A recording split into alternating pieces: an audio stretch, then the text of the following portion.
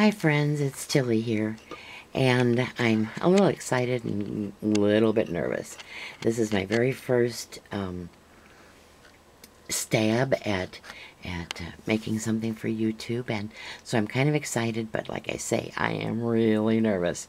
And I haven't got my camera figured out all that well, so we'll play together, and hopefully you'll bear with me. I wanted to show you one of the things I've been working on just recently, and that's these big pins, these roses, or daisies. I do make some roses.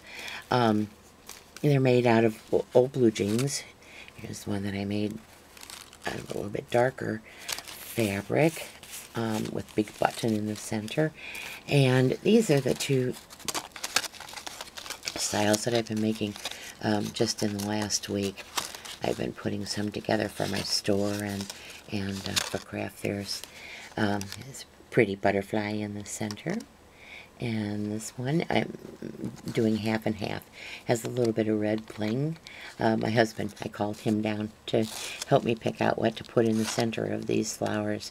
And I think he made a pretty good choice. That it's a little hard to see just how cute that butterfly is. Because there's so much light and you can't see the little, I don't think you can see the little bling. Oh, maybe. There is a little bling on those butterflies, but they are really cute. And these do look cute on, put them in the headband of your summer hat, or your straw hat. Use them on a tote. Pin them to a blue jean jacket, or even those little shrugs that you can wear with your summer dresses. If it's a very plain shrug, this will dress it up just like it does your blue jean jacket.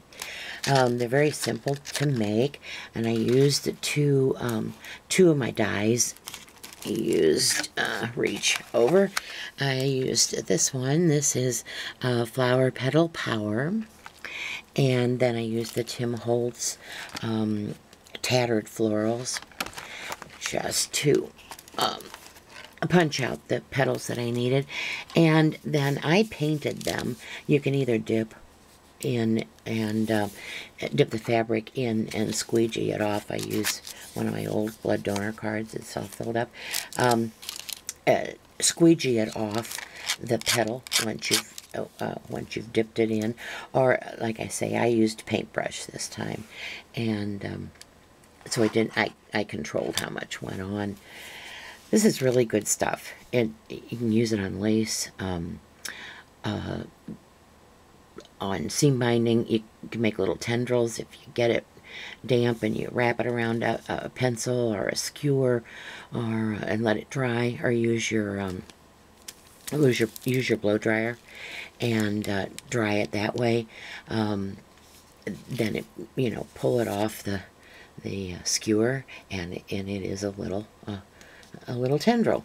So there's a lot you can do with this, and it's really very easy to use, and it's soap and water cleanup, so that's nice. I like soap and water cleanup. I started this flower already. I didn't want to take a lot of time showing you things that most of you already know exactly how to do it, what to do. I start off with my little felt backing, and then from that point on, I start to layer the petals. I start with the larger petals, and of course I go from side to side. So many of you know that, and actually I've learned it from you guys, just how to put those on side to side. I do 2 layers for this particular one. So I use 8 petals of the large, and then I'll be using 8 petals of the small, and I'll put those on exactly the same way. I'll glue one on this side, and then take another one and glue it directly across from it, and then of course do the same thing with the next. Glue it right here, and then directly on the other side. I chose this flower as my center So that will get glued right there and hot glued right in the center. And then now these smaller ones that I am putting on, I didn't even bother to stiffen those. They're going to be held tight with the stiffened flowers, but those go in the center. One there and one there. And then you saw what I used my what in the world is this? Bedazzler. Used this to put the red sparklies on, and then just hot glued my little butterflies on. And then the only other thing you'll do is put a line of glue on your felt and put your pin back in it. I have used both. I sew them on sometimes. I do some cabbage roses, and winding that material, depending upon what material I'm making, winding that material around in a large rose is a fairly heavy object. So rather than just rely on the glue for the fabric pin, I will stitch it on. Sometimes I'll glue it and then stitch, and then take a few stitches underneath. Just go around a couple of times to hold it on tight and fast.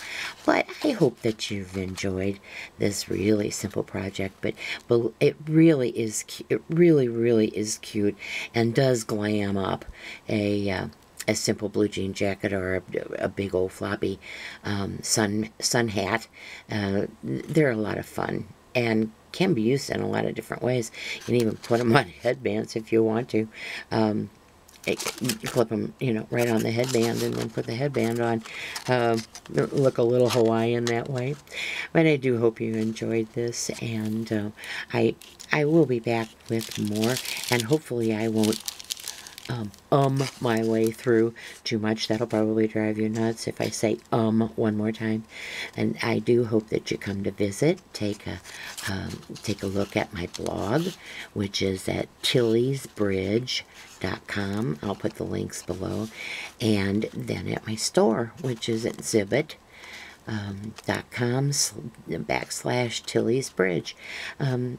All these things that I make will be in there, and more. I do hope you'll leave maybe a little comment down at the bottom too, and let me know how many times I said and give me any tips that you have, anything that you see that could be done a lot better. Is it too bright? Is it not bright enough? Can you hear me? Do I go too fast, or do I go too slow? Anyway, leave a comment and let me know what you think, and I'll be seeing you soon. Thank you very much for watching. Bye-bye now.